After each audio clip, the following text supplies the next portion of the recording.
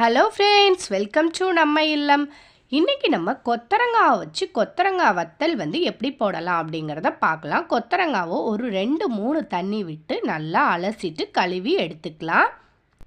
கொத்தரங்காவை வேக வைக்கிறதுக்காக அடுப்பில் தண்ணி நல்லா கொதிக்க வச்சிடலாம். தண்ணியோட அளவு நம்ம சேர்க்குற காய்கள் மூழ்கி மிதங்கி வரணும். அந்த அளவுக்கு 3/4 பங்களவு தண்ணி வச்சுக்கலாம். தண்ணீர் நல்லா கொதிச்சதுக்கு அப்புறம் தான் நம்ம காய்களை சேர்க்கணும். இப்போ தண்ணி நல்லாவே கொதிச்சிருச்சு. வச்சிருக்க கொத்தரங்காவை கொஞ்சம் கொஞ்சமாக இந்த தண்ணியில் சேர்த்துடலாம்.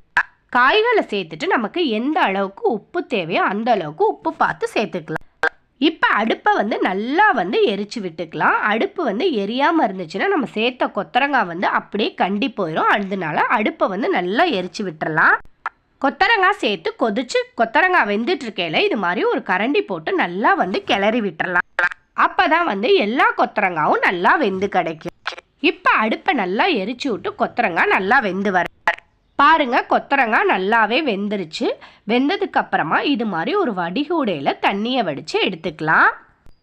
10 நிமிஷம் அப்படியே விட்டுறலாம். நல்லா தண்ணி வடிஞ்சிடட்டும். தண்ணி வடிஞ்சதுக்கு அப்புறமா நம்ம இது மாதிரி அடிக்கிற வெயிலில் காய வச்சிடலாம். நல்லா வெயில் அடிச்சிச்சுன்னா இந்த கொத்தரங்காயை ஒரு 2 நாளைக்கு நம்ம காய வச்சு எடுத்தாலே போதும். அடிக்கிற வெயிலில் இது மாதிரி காய்களை ஒன்று மேலே ஒன்று காய வைக்காமல் ஒத்தையாக நல்லா உதறி விட்டு காய வச்சிடலாம். பாருங்கள், கொத்தரங்காய் வத்தல் நல்லாவே காஞ்சு ரெடி ஆயிடுச்சு. காஞ்ச இந்த கொத்தரங்காயில் நம்ம மோர் போட்டுக்கலாம். தேவையான அளவு மோர் சேர்த்து உப்பு சேர்த்து நல்லா மிக்ஸ் பண்ணி வெயிலில் காய வச்சு எடுத்துக்கலாம்.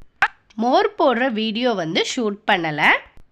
இந்த வீடியோ உங்களுக்கு யூஸ்ஃபுல்லாக இருந்தால் மறக்காமல் இந்த வீடியோ உங்கள் ஃப்ரெண்ட்ஸ் அண்ட் ரிலேஷனுக்கு ஷேர் பண்ணுங்கள், லைக் பண்ணுங்கள். மறந்துடாமல் நம்ம சேனலை சப்ஸ்கிரைப் பண்ணிக்கோங்க.